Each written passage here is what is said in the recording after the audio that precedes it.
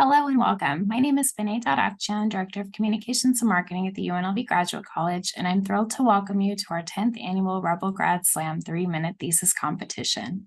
The 3-minute thesis or 3MT competition model was developed at the University of Queensland in Australia in 2008. It spread to other universities in Australia and New Zealand in 2009 and 2010.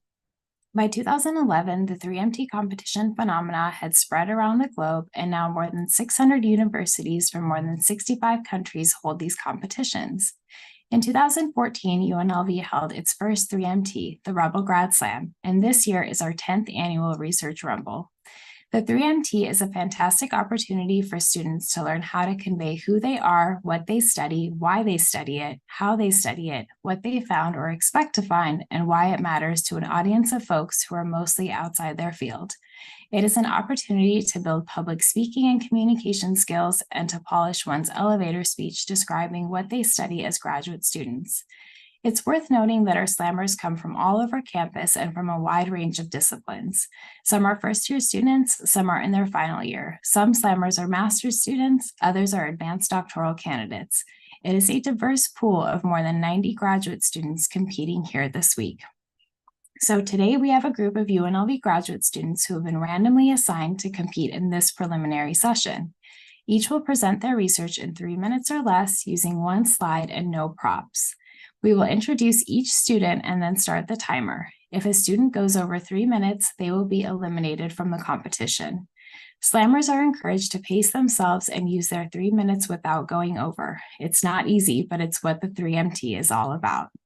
Slammers, please make sure to keep your microphone on mute and video off when other competitors are presenting. Only turn on your microphone and video when you are presenting. Please be sure to stay for the entire session, even after you are done presenting. If you have any questions, please type them in the chat in between presenters. Please don't use chat during anyone else's presentation as it may be distracting. You may sit or stand while presenting. You only have 2 minutes and 59 seconds and one chance to compete. After I introduce you, our Zoom host will advance to your presentation slide. You may then begin your presentation. Once you begin speaking, we will start the timer and you will not be able to restart your presentation unless something beyond your control occurs. You will be able to see the Zoom timer on your screen on the upper right-hand side. Please don't stop unless I stop you. Don't worry though, if you lose Wi-Fi or are disconnected, please just join back in. We'll wait a minute for you and then go on to the next presenter. If that happens, you can redo your presentation at the end. And please remember that you may not read your presentation or use any notes on your screen or in front of you. Now, let's turn our attention to the scoring for this Research Rumble. The judges will be assessing the competitors based on metrics which total 24 possible points in 4 major areas: comprehension, content, engagement, and communication. Each judge will independently score each competitor. Judges will not penalize competitors for unanticipated disruptions that are beyond the slammer's control. At the end of the presentations, we will tally the judges' combined scores for each grad slammer and announce the winners right here live. The top 3 in this session will advance to the semifinals. I'd like to note that this round of the competition is happening live in Zoom and will be simultaneously aired live on the Graduate College's YouTube channel. And to give you a sense of this year's competition, more than 90 students are competing in the preliminary rounds. Around 36 will move on to the semifinals, and only about 9 will advance to the finals at 4 p.m. on Friday, December 1. So without further ado, let me introduce the judges, and then we'll get on with our 3MT Research Rumble. We have a set of very distinguished judges in today's session. They include Andy Andres from the College of Sciences, Kim Sharon from the Lee Business School, Blanca Rincon from the College of Education, Dumai Tran from the School of Nursing, and Alexis Kennedy from the College of Urban Affairs. Welcome and thank you for serving on our panel of judges today. So we're ready to begin the competition. Our first presenter is Richard Chang in the Psychological and Brain Sciences program.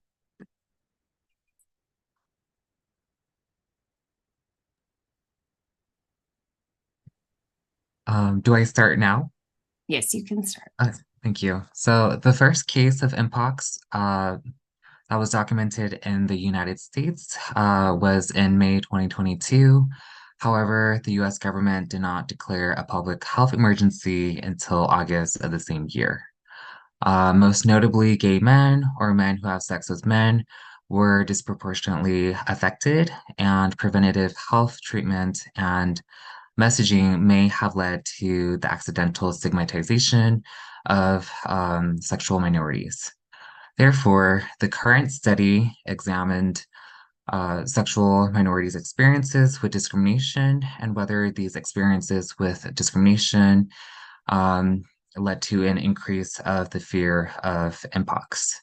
And we were particularly interested in the fear of mpox, or more broadly, the fear of infectious diseases, defined as the ongoing concern or fear of infection, even when no symptoms are present, because research has found that the fear of mpox may be psychologically harmful, but may lead to an increase of preventative and positive health outcomes and behaviors, such as increased hand washing and vaccination.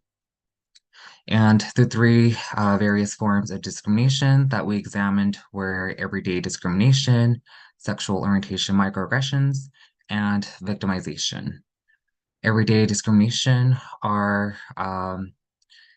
the everyday discrimination is the unfair treatment of sexual minorities in their day-to-day, while sexual orientation microaggressions are the subtle forms of discrimination that communicate negative messages about them. And victimization is the result of being a target of discrimination. And we found that victimization significantly predicted more fear of mpox, while everyday discrimination and sexual orientation microaggressions did not. And it could be that being a victim of discrimination could lead to an increase of could lead to the fear of infectious diseases during disease outbreaks because of existing stigma and harm toward marginalized communities. And given these findings, we suggest that larger institutions or individuals working with marginalized communities consider these various forms of discrimination that may lead to an increase of infectious diseases that may impact the long-term health and overall well-being of marginalized individuals and communities.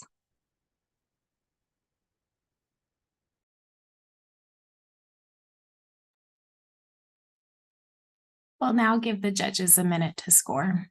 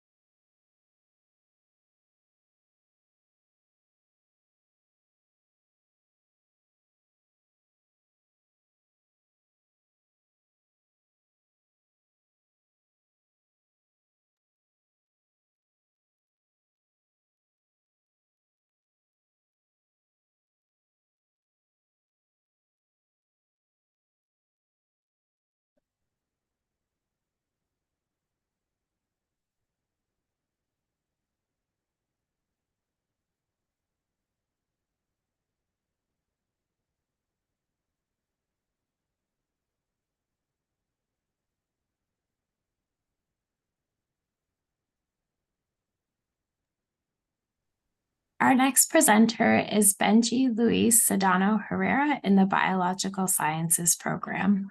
Go ahead. Hi, I'm Benji, and I'm so excited to be here and talk about cyanobacteria and a big problem, the certification. Before we start, let's collectively take a deep breath and exhale, please.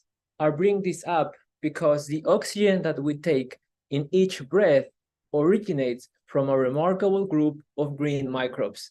Yes, you are right, cyanobacteria.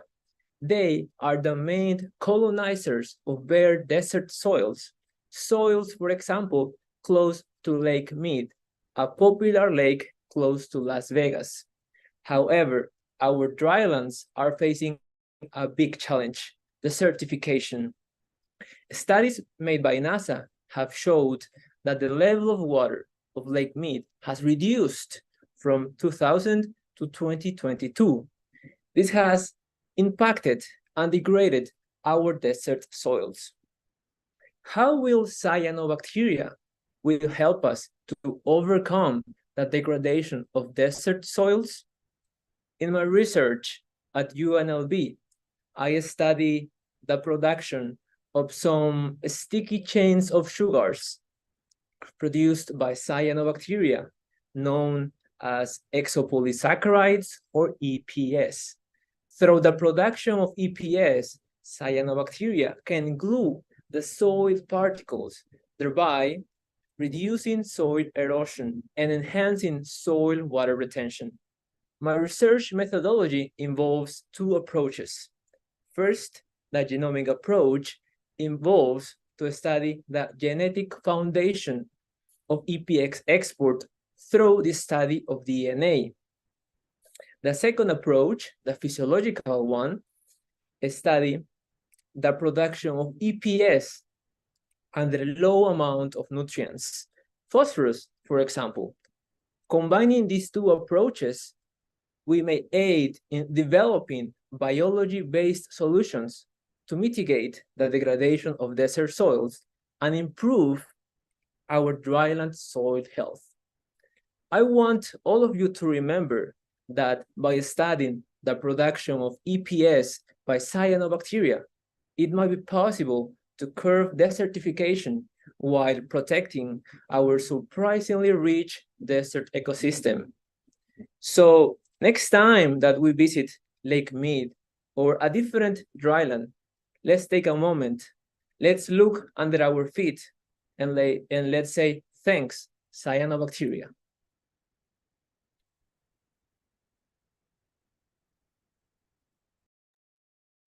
Thank you. Now we'll give the judges a minute to score.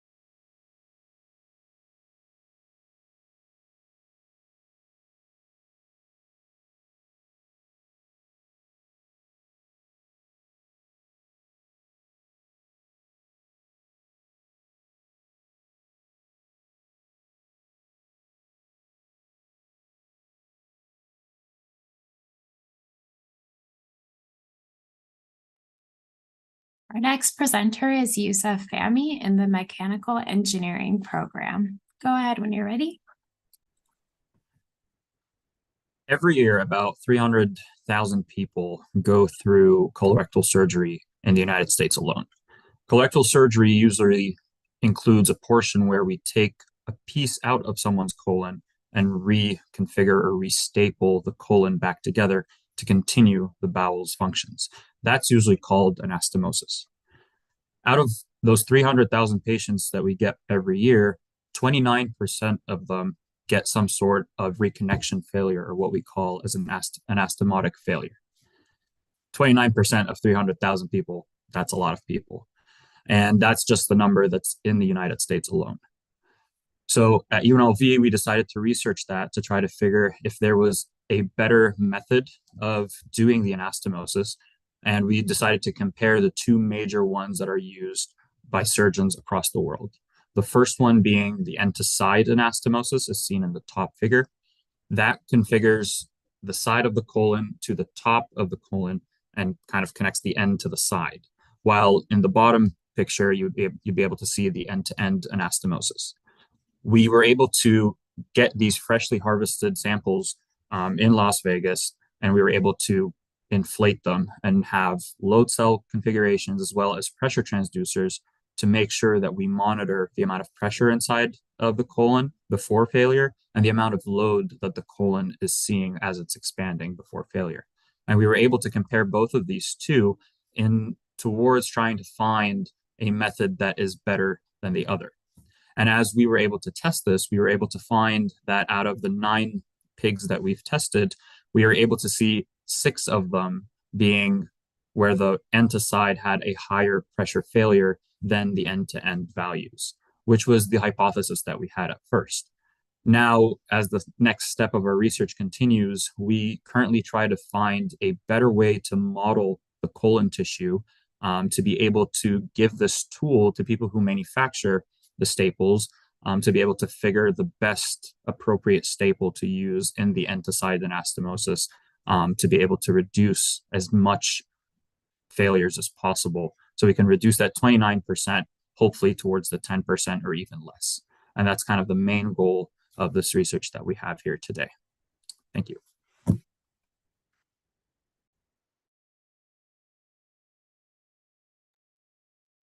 Thank you, and we'll give the judges a minute to score.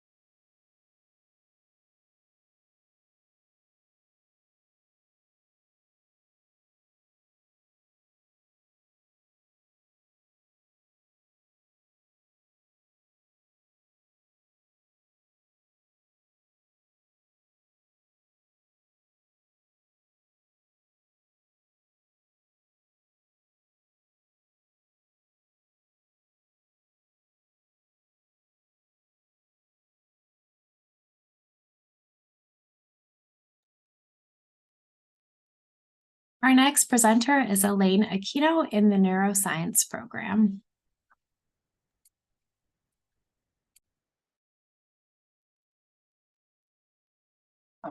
Hello. Hi. This is Ariana. She's a 10-year-old girl that's been diagnosed with Rett syndrome, which is a neurodevelopmental disorder that predominantly affects only girls, and it's characterized by learning disabilities and reoccurring seizures throughout their childhood. Unfortunately, a lot of these seizures have an unknown cause, which has led to there being no good treatment for many of the symptoms characterized by Rett syndrome.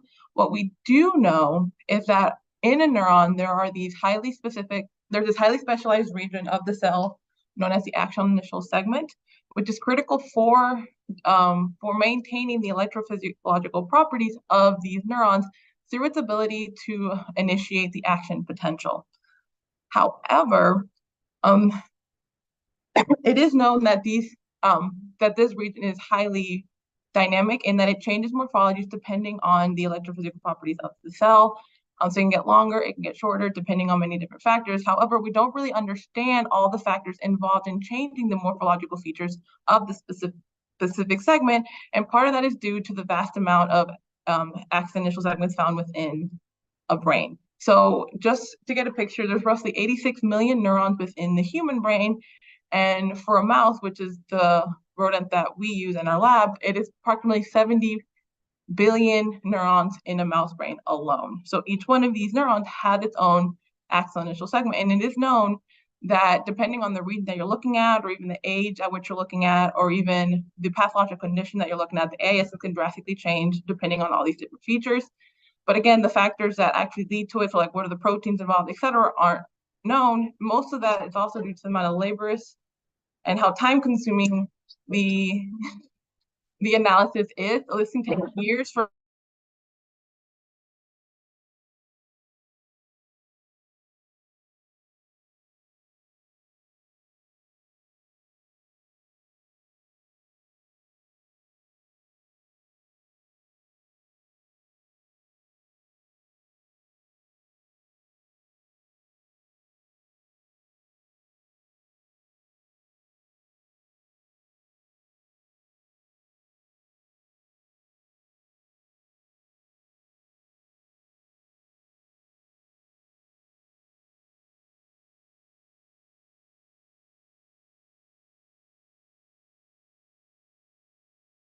I'm playing like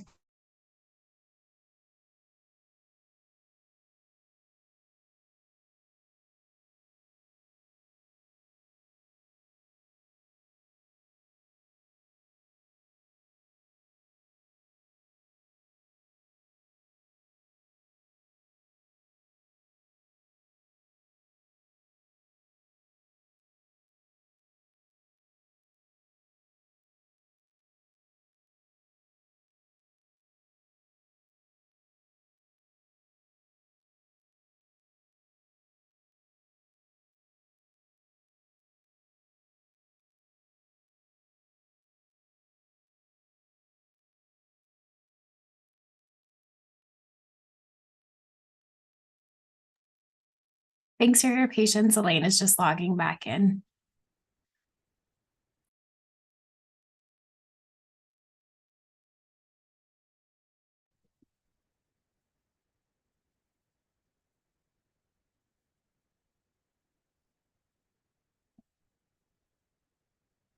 hello?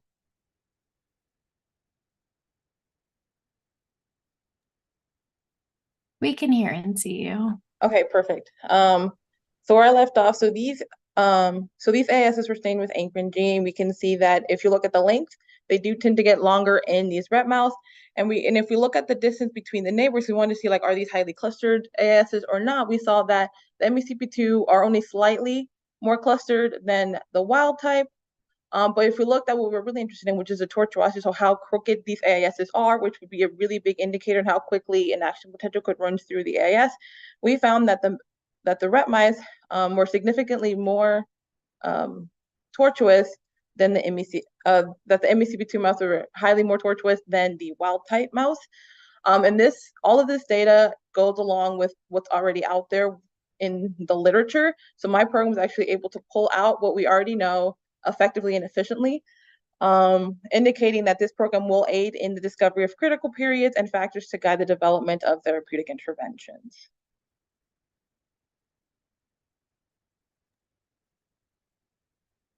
Thank you. We'll give the judges a minute to score.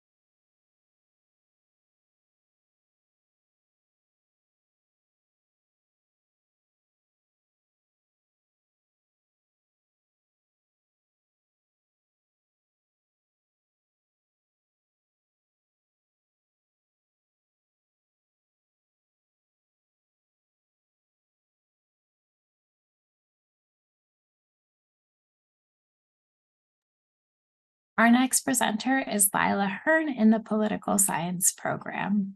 Start when you're ready, please. Hey. So this will be kind of a tonal shift. We're talking about democracy now. My research project is titled The Land of the Free with No Freedom of Mind, an analysis of Tocqueville and the development of the arts. Alexis de Tocqueville wrote arguably the most impactful book on American democracy, aptly titled Democracy in America.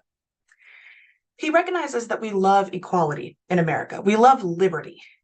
And he puts forward a comprehensive examination of American democracy that we can use to uncover something about ourselves today in the 21st century.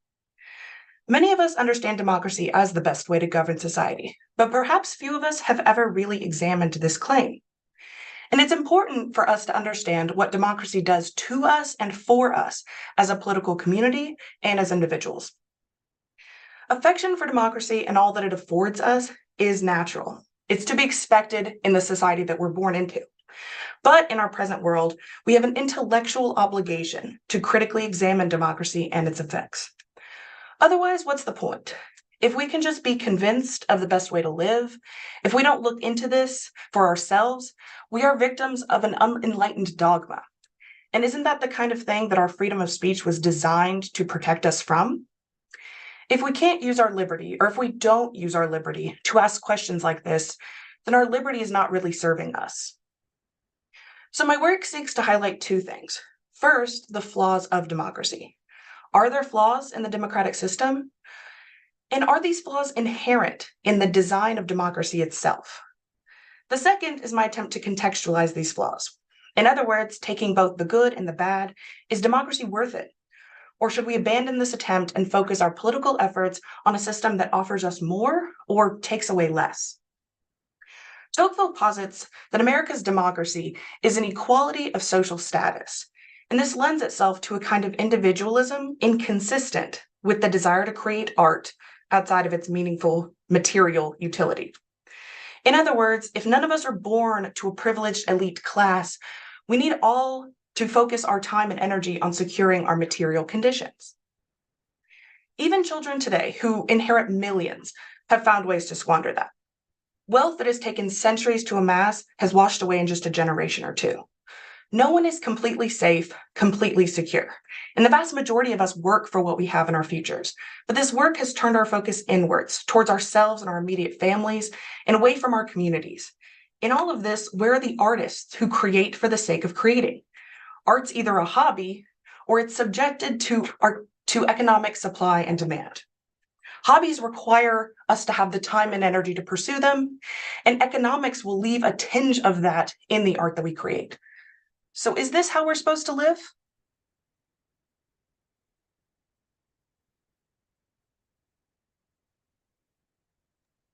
Thank you, and we'll give the judges a minute to score.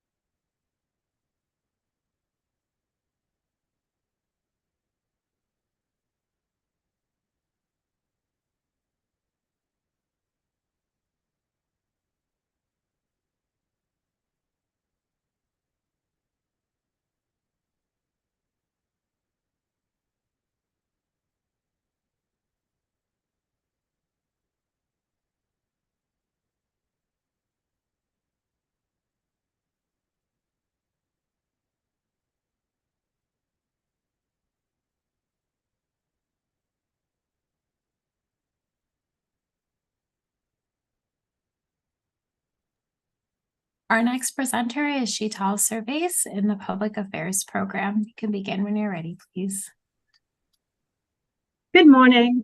So my research focuses on addressing teacher shortages, which essentially can be understood as a problem of supply and demand. Teacher supply is the number of teachers entering the profession, while the demand and increasing demand is driven by teachers leaving the profession and also the numbers of unqualified teachers or individuals filling teaching positions currently.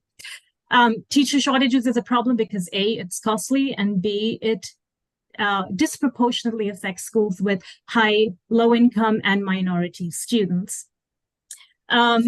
Nevada sadly also ranks as the state with the highest teacher shortages, which raises some serious concerns about the quality of our education system here. Now, current research on teacher shortages heavily focuses on why do teachers leave the profession, citing reasons such as low pay, difficult district, high stakes testing. And then on the policy front, a lot of the emphasis is placed on increasing the supply of teachers by lowering licensing requirements and such. However, I argue that what we really need to also understand is why do teachers stay despite it being such a difficult profession? So building on existing retention literature, I essentially look at the culture within schools, coupled with the psychological resources that teachers possess and how they collectively impact teacher retention. Organizational culture refers to the values, norms, assumptions that essentially guide the decision-making and interactions that happen within a school. And then psychological resources define the tools that teachers rely on to deal with difficult situations at their work. Things such as their level of hope, their optimism, their resilience, and their efficacy. As highlighted in figure 1, and I apologize, please ignore H4, that was an error I couldn't correct in time, but I essentially hypothesize that teachers are more likely to stay in schools that have collaborative or innovative culture profiles because of their strong bonds within teachers and with their administration and the higher level of autonomy. It's more likely to boost their psychological resources, in turn impacting their retention decisions. And then figure 2 essentially outlines my research design. I apply a mixed method design where I emphasize the quantitative study using survey data to essentially identify the relationships between these 3 variables, and then following it up with a qualitative study to really understand actually how do these variables work in the real world. And then that last quote emphasizes the importance of this study. If education is the driving force for societal progress, then retaining dedicated teachers is essentially the key to unlocking this potential. Thank you.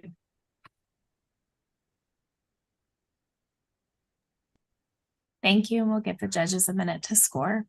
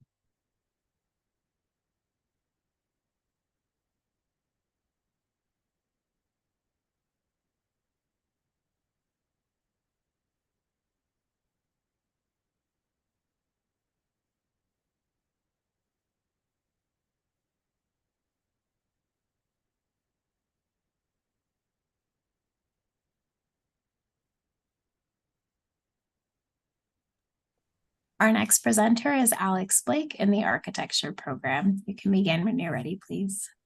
Thank you. I want you to think about your daily commute. How many of you noticed the for sale signs propped up on empty plots of land, or for lease plastered on the faces of vacant buildings? This phenomenon is described by Stefano Boetti, Italian architect and urban planner, as urban desertification, or the abundance of vacant land and empty buildings within an urban area. And Las Vegas is a prime example. Our exponential growth is illustrated here on your right using images from NASA's Goddard Space Flight Center. And these images highlight just how adherent we are to urban sprawl, which is the spread of development into rural, undeveloped land. But why is this an issue? The expansion of our cities results in an increased reliance on automobiles for transportation, thus increasing the need for infrastructure, namely roads. And our roads are paved with a mixture of asphalt and concrete. And according to the Journal of Traffic and Transportation Engineering, these materials are capable of absorbing nearly 95% of the sun's energy, which is then radiated back into the surrounding landscape, making our urban areas even hotter. Considering the summers we get, this is the opposite of what we want. How can we address the urban desertification of our contemporary cities through thoughtful, sustainable architecture? By pushing for public policy that advocates for and incentivizes projects that utilize these vacancies within our urban areas, we could stop our cities from growing by developing our natural habitats. And this can be achieved in a number of ways. We can encourage mixed-use developments that combine residential, recreational, and commercial spaces within a compact layout. This approach limits the need for extensive travel and even promotes walkability, thus reducing the environmental impact of urban sprawl. We could also push for the adaptive reuse of existing structures, thus reducing the need for new construction. This approach adapts existing structures to fit with more of our contemporary needs. Through my research, I found that there are ample vacancies within our city for these types of developments to be developed. I have mapped out, by taking a small sample of Las Vegas, I've mapped out the amount of vacant land and underutilized buildings located downtown.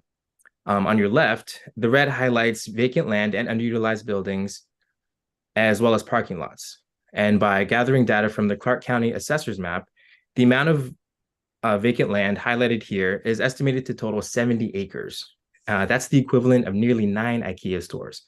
And compared to the city at large, you can only imagine the amount of acreage.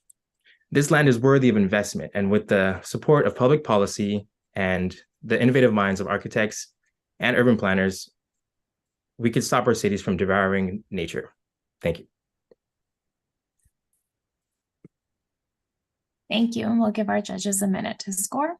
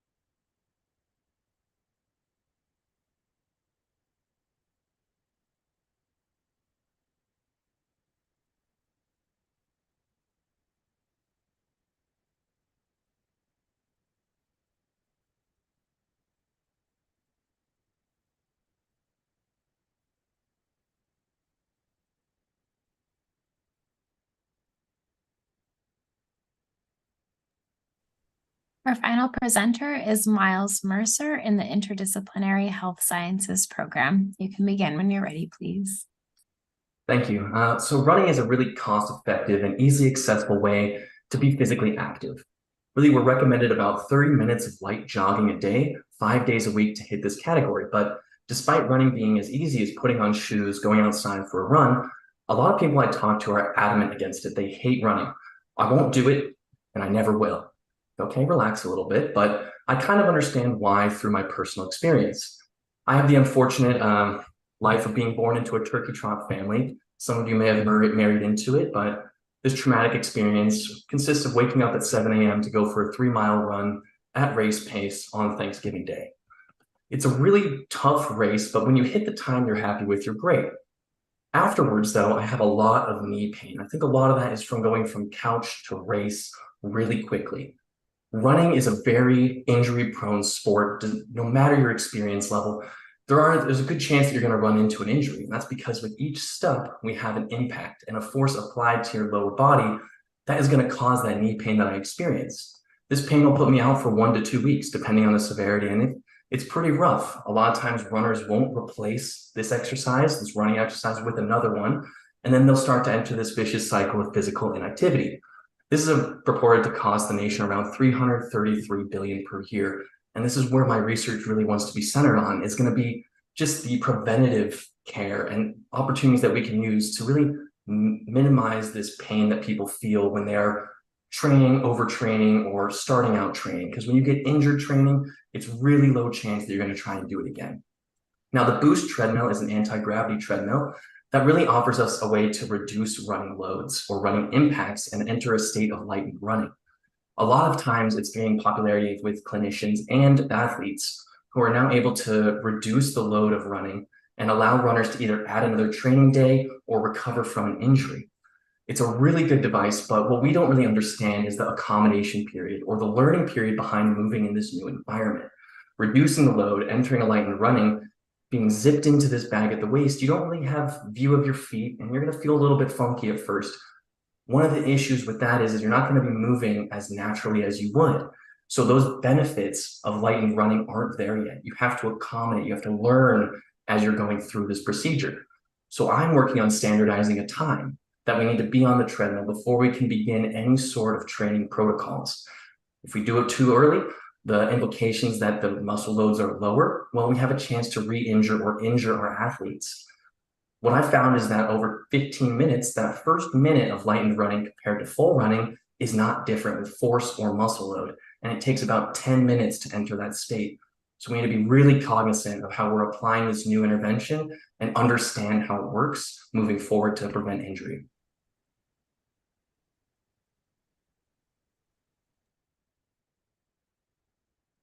Thank you. And thank you all so much for joining us for our preliminary round. A special thank you to the Grad Academy team that's made this 3MT event possible. Now, please just stay tuned and we'll announce the winners live in just a few minutes.